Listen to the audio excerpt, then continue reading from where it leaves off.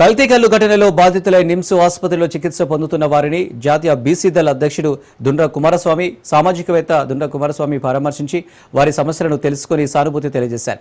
ఈ ఘటనలో 6 మంది మృతి చెందగా 40 మందికి పైగా నిమ్స్, గాంధీ ప్రైవేటు ఆసుపత్రులలో చికిత్స పొందుతున్నారు. క్లోరల్ హైడ్రేట్, ఆల్ఫ్రాజోలం, డైజిఫామ్ వంటి హానికర పదార్థాల కల్తీ వల్ల నాడీ వ్యవస్థ, కిడ్నీ, కళ్ళు, గుండె, ఊపిరితిత్తులకు తీవ్ర నష్టం కలిగినట్లు ప్రాథమిక నివేదికలు తెలిపాయి. చికిత్సలు ఆలస్యం మరణానికి దారి తీస్తుందని వైద్యులు హెచ్చరించారు. ఈ సందర్భంగా ప్రభుత్వానికి సూచనలు తెలియజేస్తున్నామన్నారు. రాష్ట్ర వ్యాప్తంగా ప్రత్యేక టాస్క్ ఫోర్స్ ఏర్పాటు చేసి అక్రమ మద్యం కాంపౌండ్లపై సర్జికల్ స్ట్రైక్ దాడులు నిర్వహించాలని డిమాండ్ చేశారు.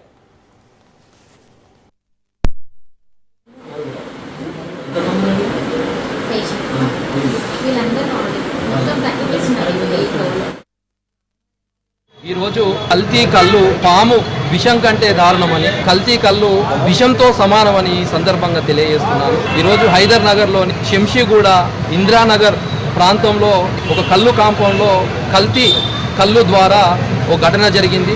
శనివారం రోజున జరిగిన ఘటన ఈరోజు రాష్ట్రంలో సంచలనంగా మారిన విషయం మనందరికీ తెలిసిందే. ఈ ఘటన ద్వారా ఆల్మోస్ట్ ఒక 6 మంది చనిపోవడము, అలాగే ఒక 40 మంది వరకు కొంత సీరియస్గా ఉండడం, కోలుకుంటున్న పరిస్థితి తెలిసిందే.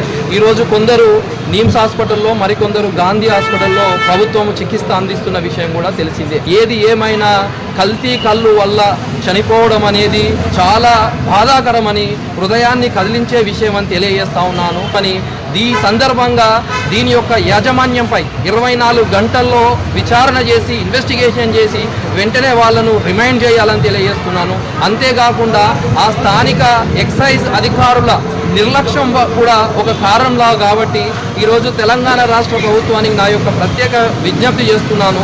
స్థానిక ఎక్సైజ్ అధికారులను కూడా వెంటనే చర్యలు తీసుకోవాలని తెలియజేస్తున్నాను. ఈ రాష్ట్ర స్థాయిలో ఈరోజు ఎక్సైజ్ శాఖ కావచ్చు, ఎస్ఓటీ కావచ్చు, కలిసి ఉమ్మడిగా సంయుక్తంగా కలిసి మొత్తం హైదరాబాదు మరి రాష్ట్రంలో ఎక్కడెక్కడైతే ఇలాంటి కళ్ళు కాంపౌండ్లు ఉన్నాయో, కల్తీ కాంపౌండ్లు ఉన్నాయో వాటిని వెంటనే సీజ్ చేయాలి.